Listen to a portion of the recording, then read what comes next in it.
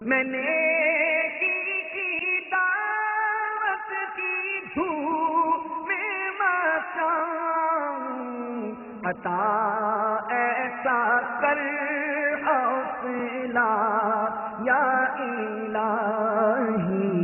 قرآن عظیم نے صاف واضح فرما دیا، کل نفس ذائقۃ الموت، ہر جاندار نے موت کا مزہ چکھنا ہے۔ تو میرے پیارے اسلامی بھائیوں، کیا کرنا چاہیے؟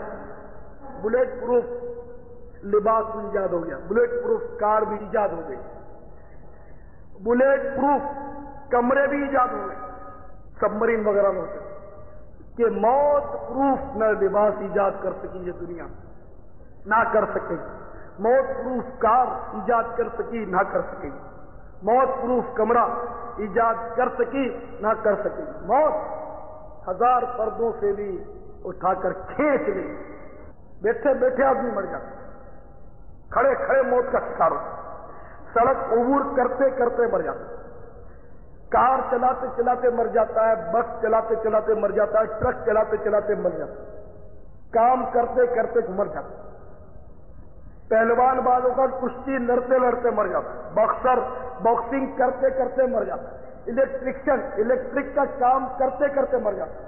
یعنی کہ کسی کی بھی زندگی کا کوئی بھروسہ نہیں کب آ جائے، یاد رکھیے کوئی بچہ نہیں سکے۔ بعض اوقات ایسی بیماریاں گھر کر جاتی ہے کہ آدمی پریشان۔ دنیا میں رکھا کیا میرے بھائیوں؟ کسی کو درد سر نہیں چھوڑتا، کسی کو پیٹ کی تکلیف نہیں جاتی، وہ لاکھوں روپے کماتا ہے لیکن اس کا پیٹ اس کو کھانے نہیں دیتا، اگر وہ لالچ میں پڑ کے ذرا سا مرغن کھا لے تو پیٹ پکڑ کے پڑا رہتا۔ تو کیا دولت کس کام کی جو ہمارے پیٹ میں نہ جاتی؟ جسم میں کسی کو خارج کا عارضہ ہو گیا، ہزار ڈاکٹر بدل دیے، لاکھ اسپتال بدل دیے کہ خارج نہیں جاتی، اب اس کے کروڑوں روپے کس بات کس کام کے کہ وہ تو اس کی خارج بھی دور نہیں کرتی۔ کسی کو کینسر لگ گیا، اب وہ سونے کی اینٹوں میں بھی اس کو دبا دو، اس کا کینسر تو نیچے اس کی سونے کی اینٹ ہے، اس کے لیے بیکار، اس کا گلا ہی بند ہے، وہ کھا ہی نہیں سکتا۔ کسی کو ٹی بی نے پکڑ لیا، اب آخری اسٹیج ہے صاحب، اب ڈاکٹر کیا کریں؟ ڈاکٹروں نے تو پیسے ہی لینے ہوتے، وہ کیا کر سکتے اور بیچارے کر بھی کیا سکتے؟ اور جو حقیقی طبیب ہے، طبیبوں کا طبیب ہے، اس کی طرف کسی نے رجوع بھی نہیں کرنا ہے۔ ان دنیاوی بیماریوں کی سب کو ذکر ہے، حالانکہ میرے آقا آخرت کے طبیب ہیں، دنیا کے بھی طبیب ہیں ایمان کے، لیکن اللہ اور اس کے رسول عز و جل صلی اللہ تعالی علیہ وسلم کے بتائے ہوئے علاج سے ہم کو کوئی یعنی معذرت اب ایسا لگتا ہے کہ سروکار نہیں رہا کوئی۔ دنیا کی بیماریاں ٹھیک ہے، ان ڈاکٹروں سے علاج کراتے رہیے، مگر گناہوں کی بیماریوں کی فکر کون کرے گا؟ اس کا علاج کس سے کرائیں گے؟ اس کی پرے بھی کس کو ہے؟ اس بیماری سے شفا چاہیے بھی کسے؟ ہر شخص آتا ہے، بھیڑ ہو جاتی، ہر ایک کہتا ہے مجھے یہ پریشانی، مجھے یہ بیماری ہے، مجھے وہ تکلیف ہے، میرے کو پیٹ میں درد ہوتا ہے، میرے گھر میں تنگی ہے، لڑائی ہوتی ہے، روزی میں برکت نہیں، سنائیے۔ کوئی تو آ کر کہے کہ میں خوف کے مارے دورا ہوا جا رہا ہوں، مجھے کوئی ایسا وظیفہ مل جائے، مجھے ایسا کوئی طریقہ مل جائے کہ میری قبر کا معاملہ صحیح ہو جائے، مجھے قبر کا بھیانک گڑا منہ کھولے نظر آ رہا ہے کہ میں ابھی مجھے عرب کریں، مجھے سانپ نظر آ رہے ہیں، مجھے آگ نظر آ رہی ہے جہنم کی، مجھے اس سے بچا دیا جائے، مجھے ایسا کوئی ورد وظیفہ یا طریقہ بتا دیا جائے کہ میں گناہوں کی بیماریوں سے بچ جاؤں اور ان آفات سے بچ جاؤں، لیکن کوئی نہیں کہتا۔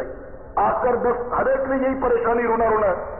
آپ نماز پڑھتے ہیں، اجی کیا نماز پڑھے ذرا پریشانی دور ہو جائے تو پھر نماز بھی پڑھیں گے، معاذ اللہ پریشانی دور ہو جائے، ذرا روزی میں برکت ہو جائے۔ بڈھے بڈھے دیکھے 60 70 سال کے بڈھے، ان کو بھی نماز کا کہو پابندی کا، ذرا میری پریشانی دور ہو جائے، یہ مسئلہ ہو جائے، اتنی رقم میرے ہاتھ آ جائے، تو پھر جب میں بے فکر ہو جاؤں گا بس پھر اللہ ہی اللہ کرنا ہے مجھے، پھر آپ کے ساتھ ہی ساتھ۔ واہ الحمدللہ آپ ایسے ماحول میں آ گئے جہاں ہم ایک دوسرے کو سمجھا رہے ہیں کہ مان جاؤ، اگر نہیں بھی سمجھو گے تو بھی مرنا ہے، سمجھو گے تو بھی مرنا ہے۔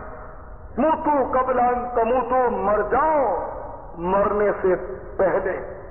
اس وقت اگر ہم اپنے نفس کو مارنے میں اگر کامیاب ہو جاتے ہیں، خواہشات کو دبانے میں کامیاب ہو جاتے ہیں، اگر دنیا کی رنگینیوں سے ذرا آزاد ہو کر اللہ کی طرف لو لگانے میں کامیاب ہو جاتے ہیں، اس کے حدیث کی یاد کرنے میں اگر ہم کامیاب ہو جاتے ہیں، تو یہ دنیا نہیں بگڑے گی، دنیا جیسے ہی کٹ جائے گی اللہ تعالیٰ آخرت کی رسوائی کو نہیں۔ میں نے کی